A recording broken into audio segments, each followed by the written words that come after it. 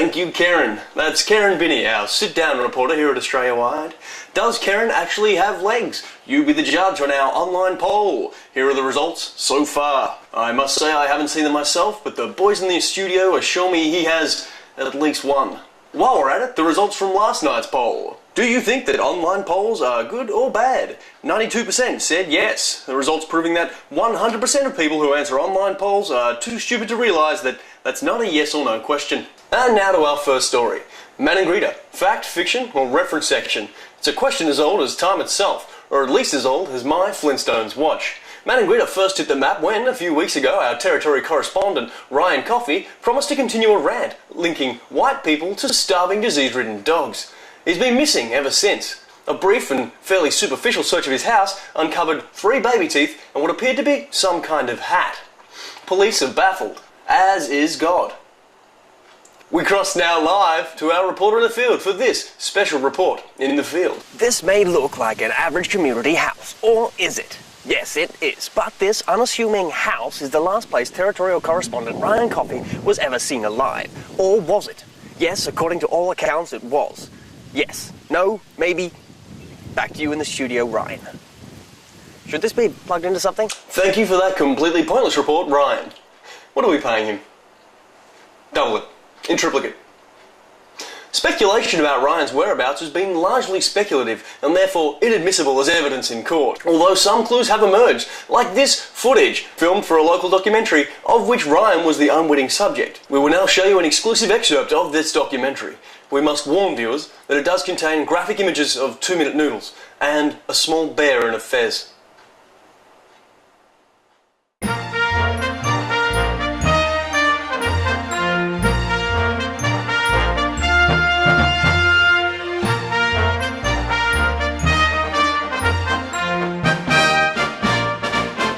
Good evening, and welcome to Isn't Nature Amazing?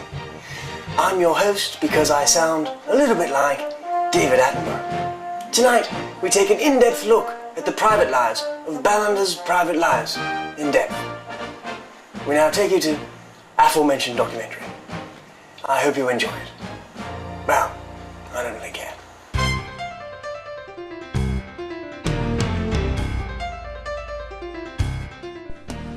The Ballander is native to Australia.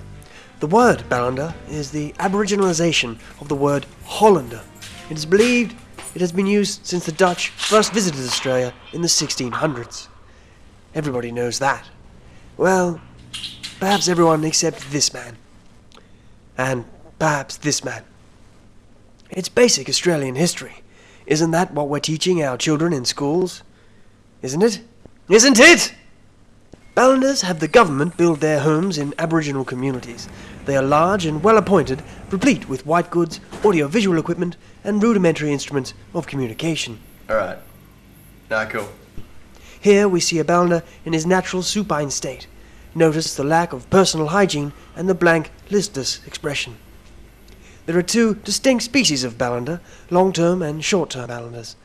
Long-term usually grow up in the area or have relatives in the community.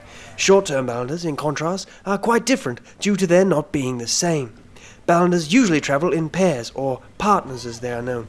These partners migrate to Aboriginal communities from the southern states in their late 20s or early 30s, where they often try or have their first child.